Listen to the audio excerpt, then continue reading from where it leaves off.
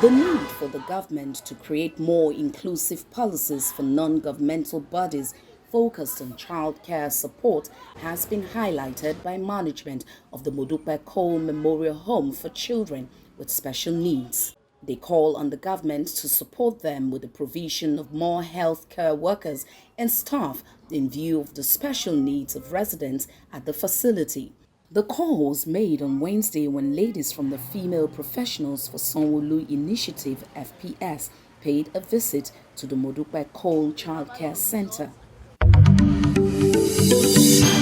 Leading the rest of her team, they make their way into the waiting arms of the principal of the school.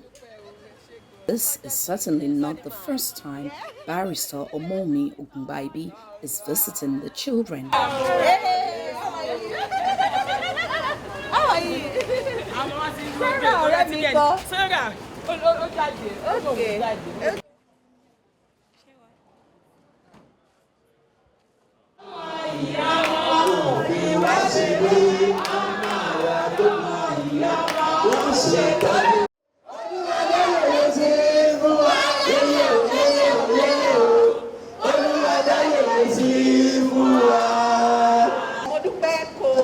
Memorial Home for Children with Special Needs is a place I'm passionate about as an individual myself, and I have a formidable team as well who share the same vision with me. That is why we are here today. As well to encourage every organization out there, NGOs, charity organizations, religious bodies that are into this kind of things that we come here to do often, to also pay a visit to places like this, encourage the children, encourage the workers, the caregivers, the staffs and everyone, come with incentives and every other things needed for them. This work is a passion. You must have the fear of God. Even those of us that did special education, most of them say they cannot work in this school. Because of these children, you have to show love to them. You have to accept them in the society. We have the bed in this session, in this department. These are the children, they are on the bed for 24 hours. Most of them, they cannot do things on their own. Daily living skills, self-help skills, they cannot do it on their own. They are on pampers and they are not babies. The oldest among them is 75 years old. What happened in this school is that because this is the only school that have boarding facilities, even we want government to build another type of this home in Lagos State that will be home by Lagos State. We have 5 special schools in Lagos State, but this is the only one that have residential. We still need more homes so that these children, they will enjoy themselves. This Modupe Cole is too congested. My name is Toma. I'm a graduate of, I'm an NCE holder. I make use of my leg to do some things. I make use of my leg to paint and to do some other things. So my leg represents my hand.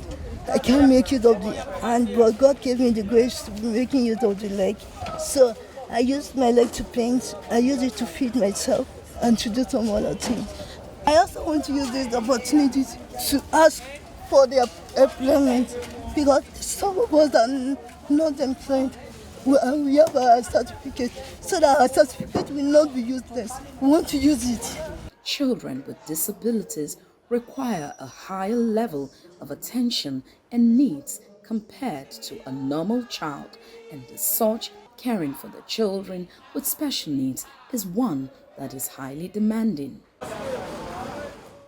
From the childcare home in Akoka, the ladies made their way to Ebute Metta, where they paid a visit to the destitute resettlement home there.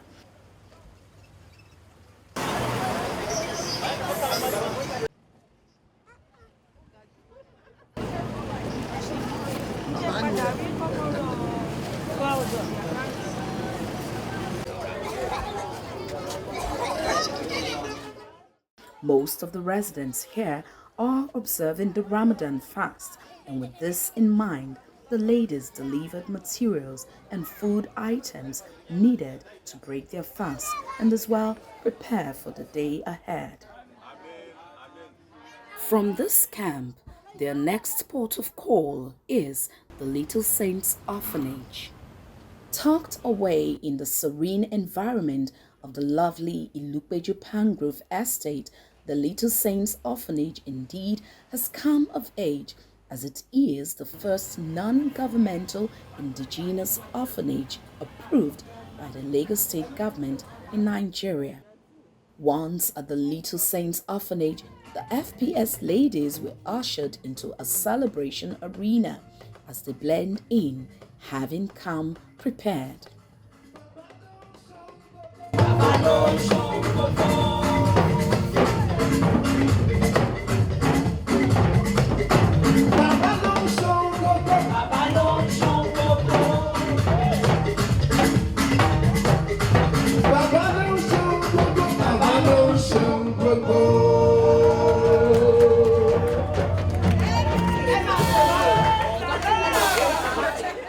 Say Auntie Omaumi.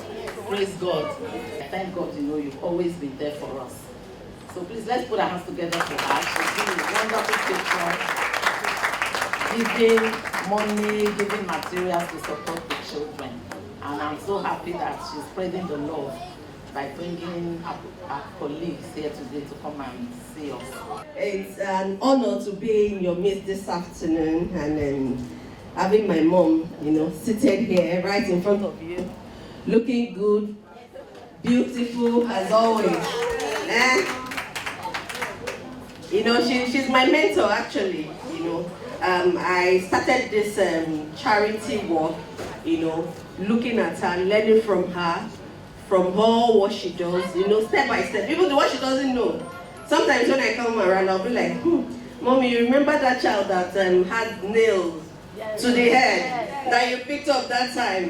You remember so person? She's now in Scotland. Is now, I'll be so surprised, like, you could give them such a life. Little Saints Orphanage was the first private orphanage to be registered by the Lagos State government in 1994. And so we're just about to celebrate our 29 years in ministry. And since then, we've rehabilitated and reformed over 1,000 children. And out of those 1,000, over 400 have been given out for adoption through the Ministry of Youth and Social Development. So I would say we have been blazing the trail for the rehabilitation, reformation, and reintegration of vulnerable children in Lagos State. Omaumi has been a patron of the orphanage for ages, and she's a mother to the children. She visits regularly. It's like she has them in her mind all the time. She calls me even on the phone to find out about their welfare. She's just a wonderful giver. And I'm so happy that she visited us today with her group. We have to take care of our vulnerable people, not just vulnerable children, but vulnerable women, vulnerable men. There's so much poverty in the land, and our prayer is that, things will change. Of course, the government has a role in all of this. For instance, there is nothing allocated, no financial allocation for orphanages in Lagos State.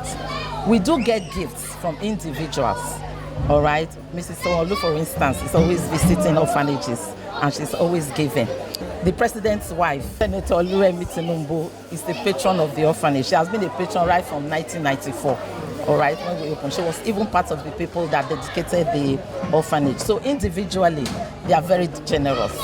But when it comes to government as a body, we've not gotten the support, and we're looking forward to it. We hope for it.